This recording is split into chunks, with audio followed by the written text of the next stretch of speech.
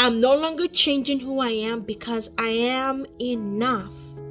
I'm going to do the work to take my power back. I will become me again. I see what they are. I accept it. I see who I am. I will own it. No one is coming to save me, but I can do anything. Hello folks, how you doing? I hope your day is going well. In Minnesota, it is 20 degrees, right? Which some places that's like really cold, but for us, after we were at negative double digits a couple days ago, this is great. So I'm in a fabulous mood as far as how I'm feeling. But also at the same time, there's a lot going on to the point where I almost didn't make this episode. I was literally going to just do something quick like, yo, thank you, blah blah blah. But this is the 10th episode in this series. Like, what? That's madness. That's nearly 3 months. And you know, when you've been thrust into a position where you're both uncomfortable but also know that you are making a difference, sometimes you've just got to suck it up, not sacrifice your own authenticity, but at the same time come and do what needs to be done. So I'm over here making this video, and in my head I have 1.5 million things, and I don't know why. Okay, I wore makeup earlier today because I know I have to be somewhere, but there will be tears, and I used to be ashamed of my tears. I was made to feel shame for my tears, not just like in the recent relationship I'm getting out of, but like throughout my childhood, my entire life. And I never really thought about how that was building me as a person. And it's not a shade or shame to whatever, to each person will grow in their own way. But I'm no longer ashamed of my pain or my tears or meanness or my tism. I'm really not ashamed of it. And so even though I know this may cause some people, maybe they already left, some people to leave later, it is what it is. Those who need this will stay and they will watch the video, and they're the people who need it. So let's get started on the purpose of this 10th episode. I want to say one thing. This will be my premiere episode, and my book, First is Sweet, Then the Sour, Unmasking the Narcissist, was meant to go on sale already and be available for sale today. However, something's happened in the last 24.5 hours or so where it became very clear that there are certain things that may come as a result of something that's meant to be good, which is this series helping people, but turned and used against me. So my healing journal and my devotional are gonna come out.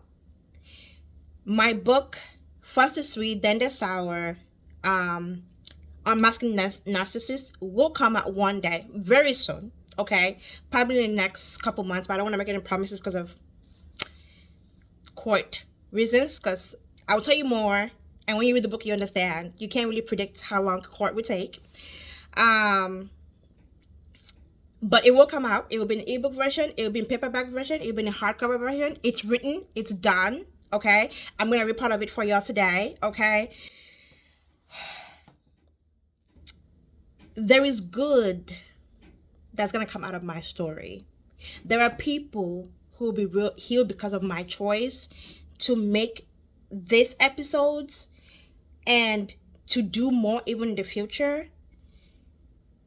And the main reason why I'm making this episode is to first tell y'all, you know I made a promise. It didn't happen.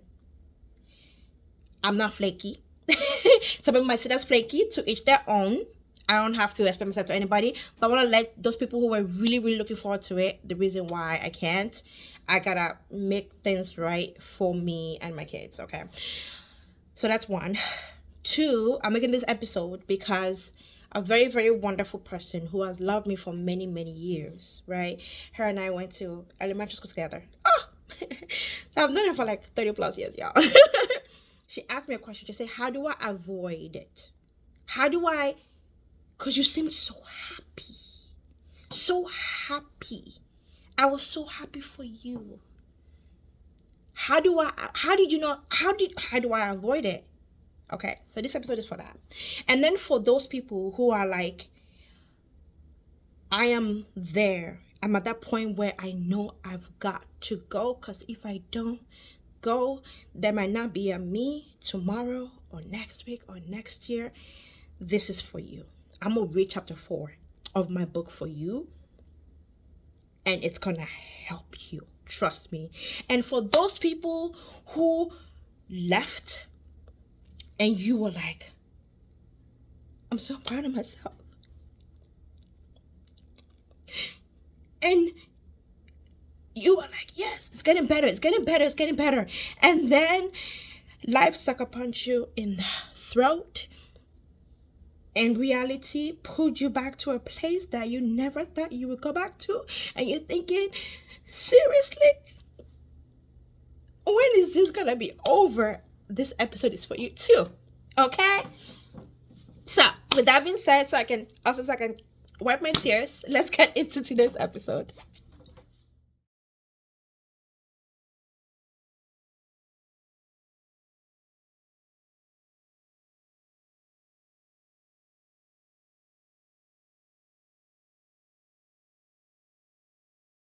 So, for the person who is afraid that this might happen to you, you've known me maybe for years, or you've known people who have gone through the same thing, and you're watching this episode like, oh my goodness, what am I gonna do? I'm afraid that I might fall into this, I might not get out, or I might be damaged. And maybe you've even almost gotten into that, and maybe you've fallen in love multiple times with the same people, and you're like, how do I not end up in that?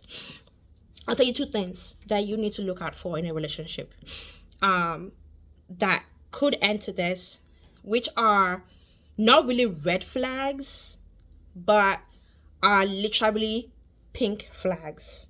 Pink flags are this. Are you ready?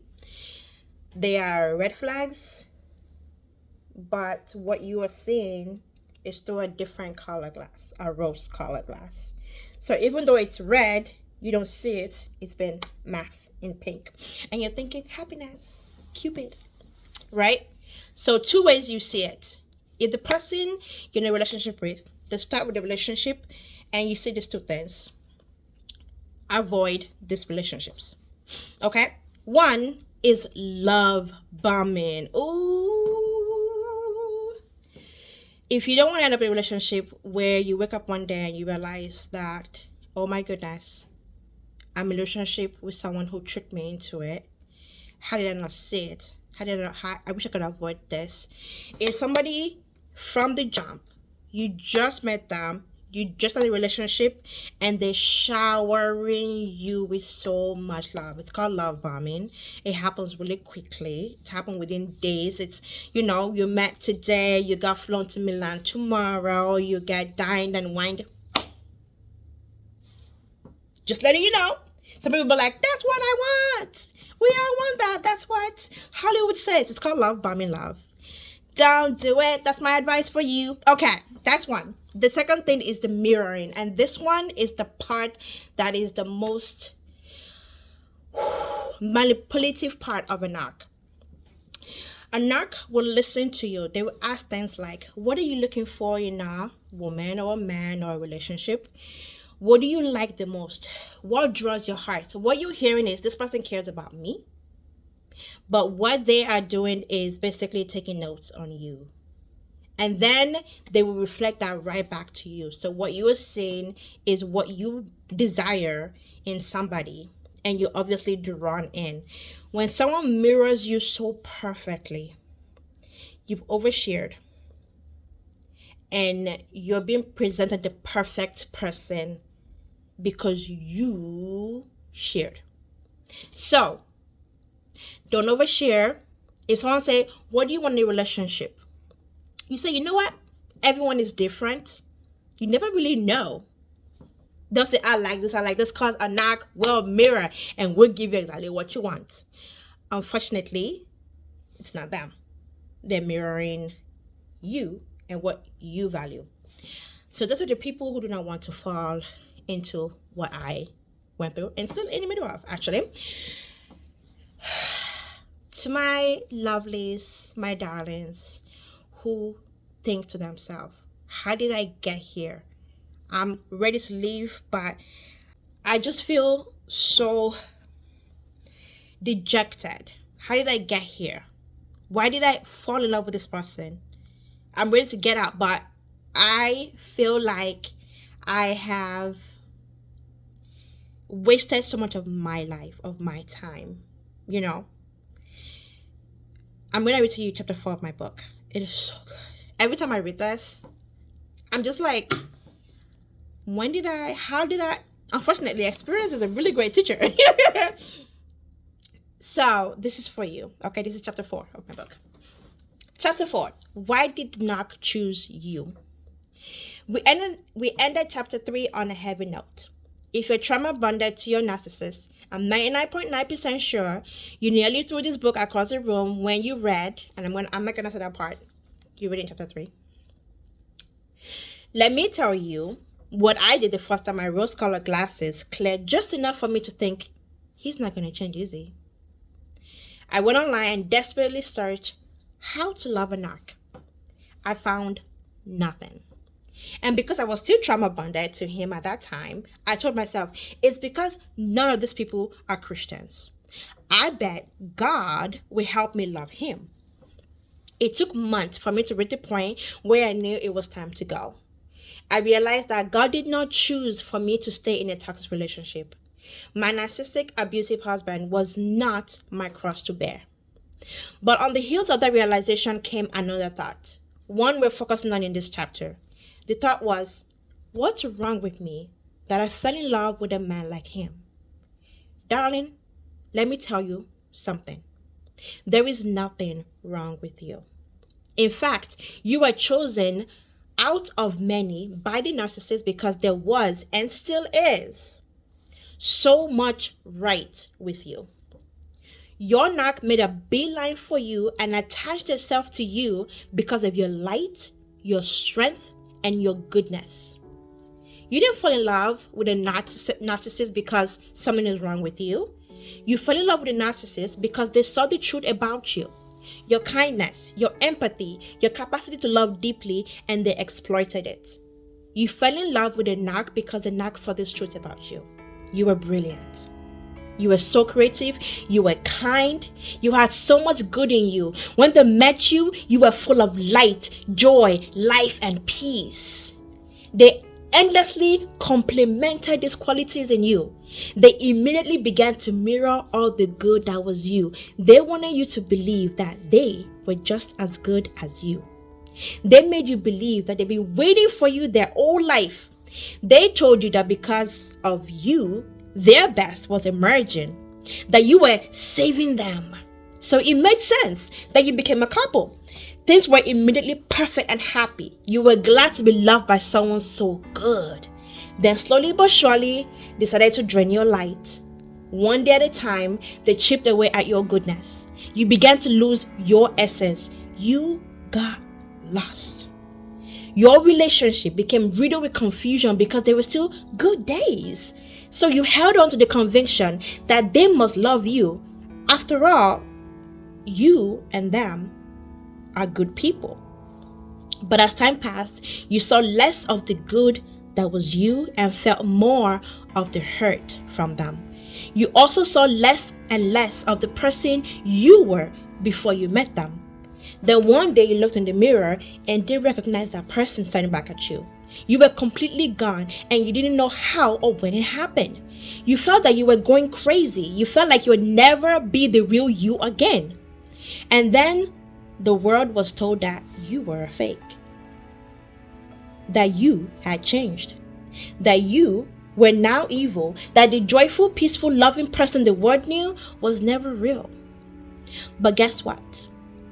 You are a wonderful human. You are a great person. You are brilliant. You are amazing. You are creative. You are kind. So kind. You have so much good in you. That goodness is still there. You are not playing a part. They were. You are not fake. They were. You were not mean or manipulative. They were. Even though you feel empty inside right now, even though you feel tired of being tired, listen, you are absolutely amazing.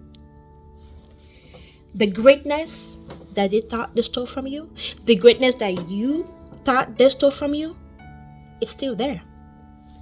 They lied to you.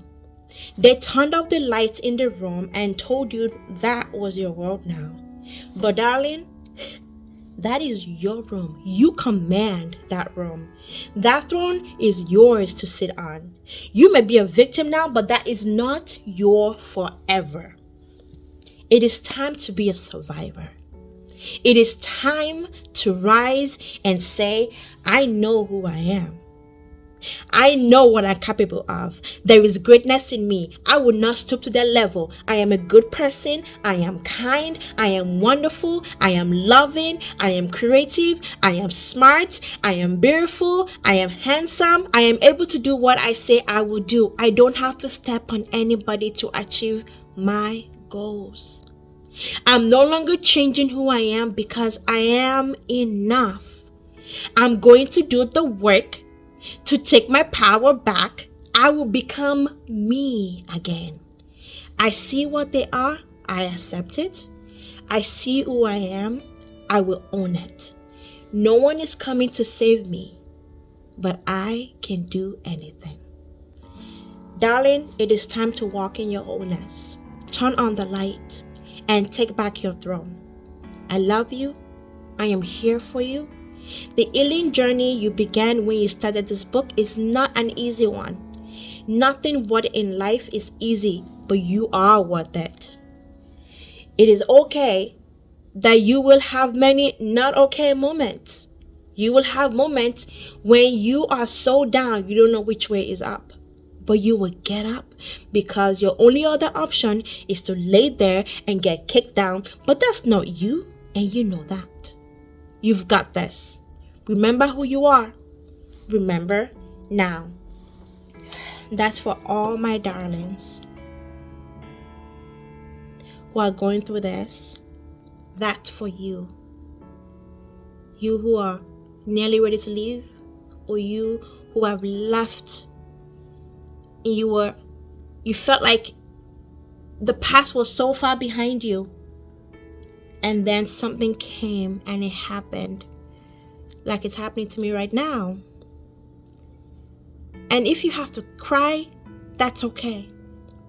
Your tears are not a sign of weakness. It's because you were strong for way longer than you had to be. Now I'm going to say something to everybody right now who's watching this.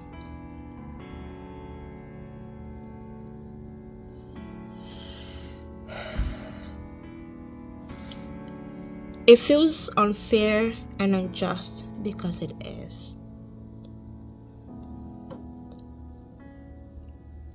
And Dr. Ramani said something that may not click for you right now, but I hope you will dig deep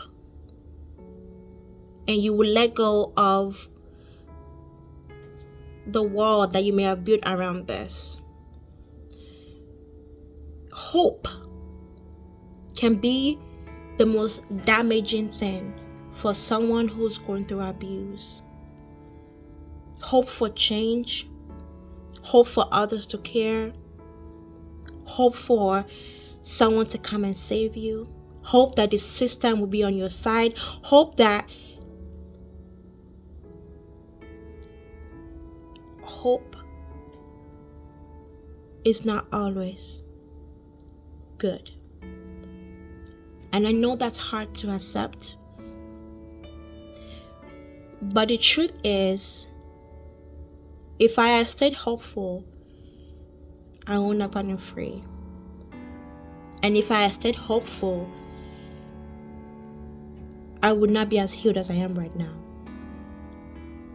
You hope you will get what you need.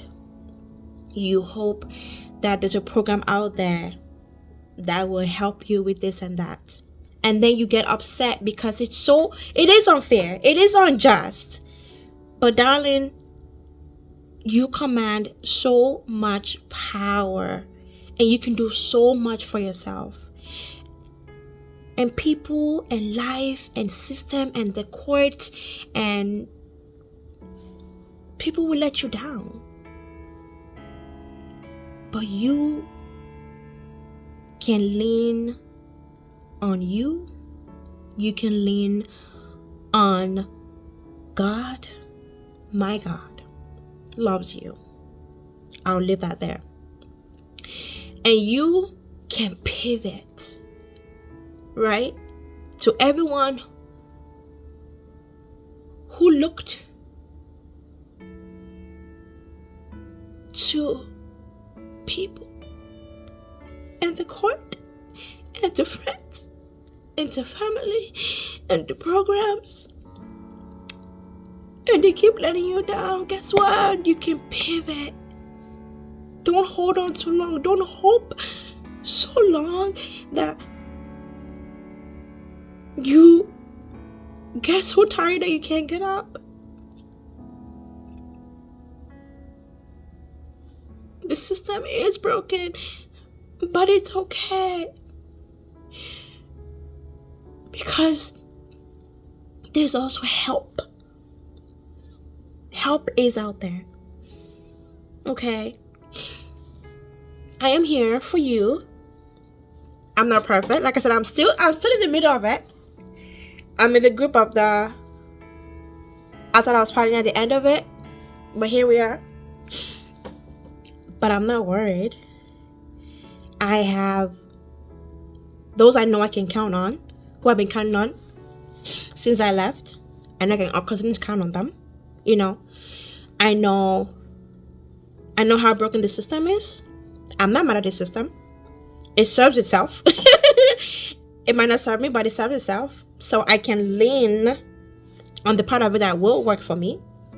And the part that doesn't serve me, now I know. Okay? I discovered some things today at the police station where I was like, well, that's unjust. But now I know. You know? It is what it is. Okay? It is what it is. You can just learn to pivot. You know, somebody once said that those who are rigid get broken, but those who are willing to adapt become better. Okay? Don't be willy-nilly about your values, you know. And to those who side with the abuser, will watch this video and say, wow, I can't believe she said that, you know. Oh, she's so bitter. Oh, she's da-da-da-da-da-da-da. Can't believe she said that about. The truth is the truth, you know. And I have learned that even if you have, where is it? Hold on, y'all. Even if you have an entire folder that proves the truth of what you've said about somebody, it won't change anybody's mind about you. Those who will love you will love you, and those who will not care about you will not care about you. Those who think lowly of you, who call you out for things that you've tried your best to be about, those who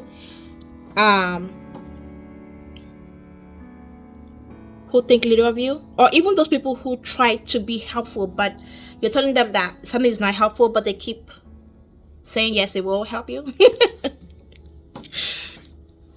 Don't be mad. It is what it is. Just accept them, because your soul needs to know what is good for it and what to put energy into. So I'm gonna end this episode here.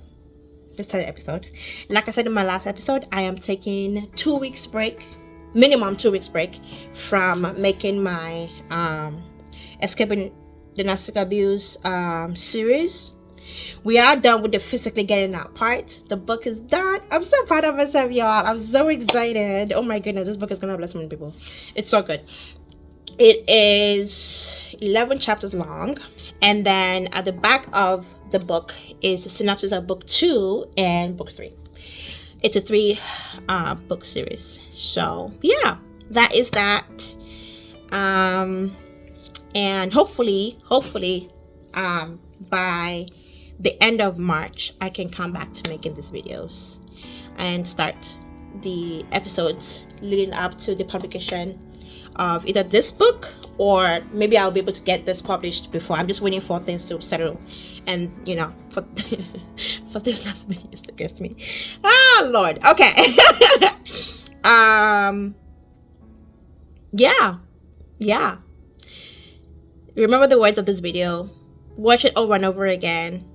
Don't let the word break you, and don't have the kind of hope that only lead you to being broken. Learn to pivot. Okay, pivot with wisdom. I know that you are very loved. Okay, that's it. When I make my next episode, it would not be from here because I would not be living here anymore. It's been a good year being in this place. It's been a good year. This has been a really, really good, February 2024 to February 2025. Just amazing how the Lord has brought me and my kids through. And yeah, 2025 is gonna be so good, y'all. I cannot wait to celebrate December with y'all this year, because I can already see it. There's so much goodness coming out of this. So much goodness. We did it. We got to the end of our 10th episode of Safely Escaping Narcissistic Abuse. I love y'all so much. Bye-bye.